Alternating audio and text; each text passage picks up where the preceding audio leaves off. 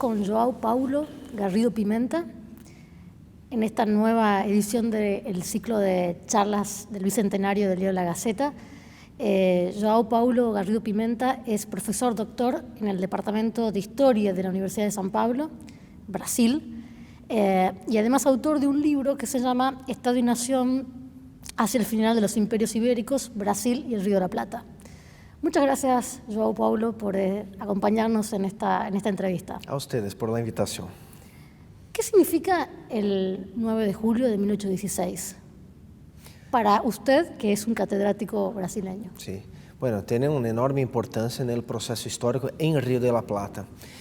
Pero Río de la Plata supone un espacio histórico, un espacio político, económico, social y cultural, más allá de lo que se supone generalmente Río de la Plata, o sea, lo que era hasta 1810 el antiguo virreinato del Río de la Plata, que incluye entonces los países actuales de Argentina, Uruguay, Paraguay, Bolivia, una parte pequeña de Perú. Por Río de la Plata se puede entender también una parte de Brasil, ¿sí? ¿Por qué? Porque había muchas conexiones establecidas ya desde los tiempos coloniales, en verdad desde el siglo XVI, cuando todavía no existía el virreinato del Río de la Plata, ¿sí? Buenos Aires era parte del virreinato de Perú. Desde el siglo XVI ya empiezan relaciones entre las colonias españolas y portuguesas de América. En el siglo XIX, en 1816 más específicamente, cuando se pasa entonces esta declaración de independencia de las Provincias Unidas en Sudamérica, ¿sí? Brasil tiene muchas conexiones muy fuertes con estas provincias que están se tornando independientes de España. Son conexiones, son relaciones, son determinaciones recíprocas, económicas, políticas, sociales. En Río de la Plata, esta declaración de independencia tuvo una enorme importancia. En Brasil no tuvo gran importancia. ¿Por qué? Básicamente, esta es mi hipótesis y creo que se puede sostenerla con bastante solidez, básicamente porque, por dos motivos. Primero, porque en Brasil ya era más o menos esperada esa declaración de independencia. No la declaración en sí misma, sino la formalización de una separación política entre el Río de la Plata y España, ¿sí? Que es lo que suele pasar con la declaración.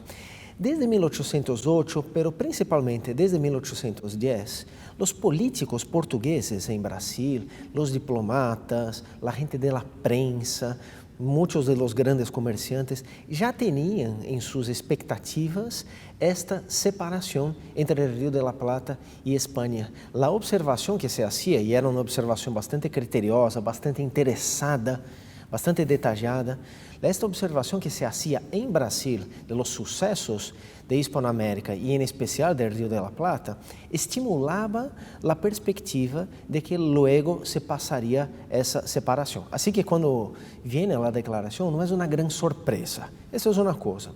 Y la segunda cosa es que por independencia se podría entender algunas cosas distintas en 1816. Basicamente, há dois sentidos de independência, da palavra independência, em 1816, e que são sentidos compartidos na língua portuguesa e na língua espanhola, em Brasil, no Império Português e em Rio de la Plata. A independência como uma separação total, ¿sí? Ou seja, a criação de um corpo político, quizás de um corpo nacional, quizás ni siempre, pero un cuerpo político separado de un otro cuerpo, pero también independencia como autonomía, o sea, capacidad de decidir su propio destino, incluso la posibilidad de decisión de unión de un cuerpo político a un otro cuerpo político. O sea, que habiendo estos dos sentidos, lo que en la época se entendía por independencia no era tan impactante, ni siempre era tan impactante como el sentido principal que nosotros tenemos hoy, ¿sí? Así que hay que tener entonces esta perspectiva histórica para comprender que una declaración de independencia puede ser un marco en un proceso histórico. histórico, pero no hay por qué acreditar que sea el principal marco, el único marco, ¿sí? Hay que entender también otras cosas, igualmente, por veces quizás aún más importantes, que estaban se pasando en aquel momento. Además, en Brasil, en 1816, ustedes tenían la situación especial, ¿no?, de la corte instalada en el país. Claro, eso es muy interesante y es muy importante, incluso para la historia del Río de la Plata, el hecho de que desde 1808 la corte portuguesa está en Río de Janeiro, ¿sí? Fue una fuga, ¿sí? La corte escapó de la invasión francesa, de los ejércitos de Napoleón Bonaparte. Si la corte española hubiera hecho lo mismo, la historia hubiera sido totalmente distinta, ¿sí? No sabemos cómo sería, pero seguramente sería. ¿Qué pasó entonces? La corte española fue detenida por Napoleón, mientras la corte portuguesa se fue a Brasil. Ahí se mantuvo entonces la unidad del imperio portugués por más tiempo que la del Imperio Español. ¿Sí? La desagregación del imperio, esas revoluciones de independencia, empiezan antes en Hispanoamérica que en el Imperio Portugués. En 1816, Brasil es un reino, o sea, ya tiene un estatus político equivalente a Portugal, ¿sí? Pero sigue siendo parte de esta monarquía portuguesa, lo que no quiere decir que las cosas eran tranquilas allá. Las cosas eran también muy conflictivas, había siempre esta amenaza, pero la independencia como separación se pasó un poco después. Incluso, esta es una de mis tesis principales, porque en Brasil la gente podía observar lo que se pasaba en Hispanoamérica, en especial Río de la Plata, y con eso sacar de ahí lecciones, ¿sí? Sacar ahí parámetros de acción, ejemplos de conducta, ejemplos negativos, aprender con lo que se pasaba en Hispanoamérica. Así que la independencia de Brasil se pasó también fue una revolución, pero fue muy distinta porque estaba conectada, no porque estaba totalmente aislada de las revoluciones de Hispanoamérica. Me parece muy bonita la idea esta del monarca cruzando el océano con 100 barcos, ¿no?, atrás. ¿Nos podría contar un poco cuál es la descripción histórica que ha trascendido de esta mudanza de la corte portuguesa a Río de Janeiro? Este foi um acontecimento absolutamente singular, sim, não há paralelo en la historia de los imperios de la Edad Moderna, de las potencias políticas europeas, americanas. Esta fue una cosa única, ¿no? Porque la capital del imperio desde siempre era Lisboa, que foi ocupada pelos franceses em 1807, em novembro de 1807. Um dia antes que os exércitos franceses chegaram a Lisboa, a corte se foi. ¿Sí? Mais ou menos 36 buques que eram britânicos, ¿sí? Protegendo entonces a corte portuguesa, seus ministros, uma parte da nobreza, e levando-los a Brasil para justamente manter esta unidade e además a unidade do Império Português e además oferecer à Grã-Bretanha uma abertura importante de mercados, porque as guerras contra a França estavam dificultando o desenvolvimento econômico e o exercício do poder político britânico. Assim que é uma imagem sim, muito forte, um episódio muito interessante, mas muito dramático, não? Ou seja, em Portugal sigue uma guerra, ¿sí? Una guerra muy destructiva, muy violenta. La corte se va a Brasil, las cosas cambian mucho en Brasil, pero bueno, como siempre se pasa con la historia, mucha gente perde mucho con eso. Uno de los aspectos importantes es que aunque se hable mucho de los desarrollos que se pasaron en Brasil desde 1808, em termos de estrutura, em termos de urbanização, de desenvolvimento econômico, houve também efeitos que, como repito, sempre se passam na história, são muito maléficos para muita gente. A esclavitud, por exemplo, cresceu muito em Brasil desde 1808. Sí, o tráfico negreiro de África hasta Brasil cresceu muito, a esclavitud foi reforçada em Brasil com a presença da corte. É um dos aspectos contraditórios deste processo todo, ¿no? João Paulo, llama mucho la atención que estos dos gigantes que tiene Sudamérica, ¿no? Bueno, sin duda el coloso Brasil y luego Argentina, hayan podido a lo largo de la historia tratarse como se han tratado, ¿no? O sea, es cierto que han existido diferencias, tensiones, pero jamás eso ha sido, digamos, algo grave de llegar a un conflicto armado, digamos, irremediable.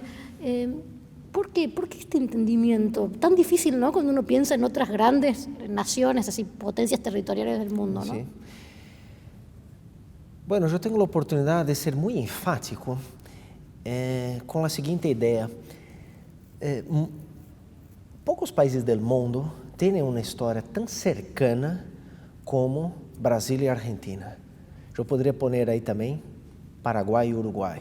Desde el siglo XIX, cuando en distintos momentos se forman estos países, estos estados, estas naciones, ¿sí? Son procesos conflictivos, ¿sí? Cada uno tiene sus fechas, sus marcos, pero desde el siglo XIX, desde este proceso mismo, ¿sí?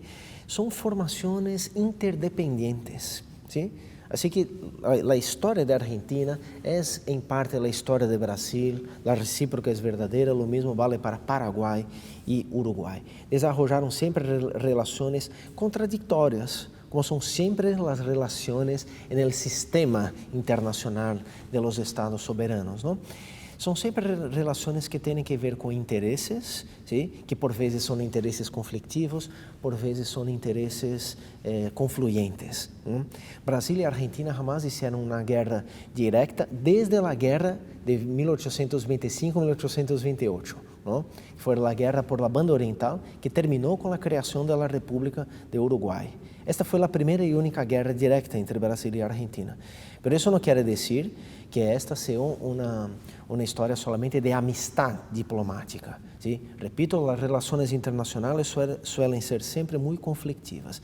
Lo que se pasa, y es por eso que estamos acá, y es por eso que tenemos esta oportunidad, bueno, agradezco nuevamente la posibilidad de estar hablando acá con ustedes, es que en términos culturales, hay siempre una conciencia muy creciente de cómo somos muy cercanos y de cómo necesitamos unos de los otros, ¿sí? Eso es muy positivo.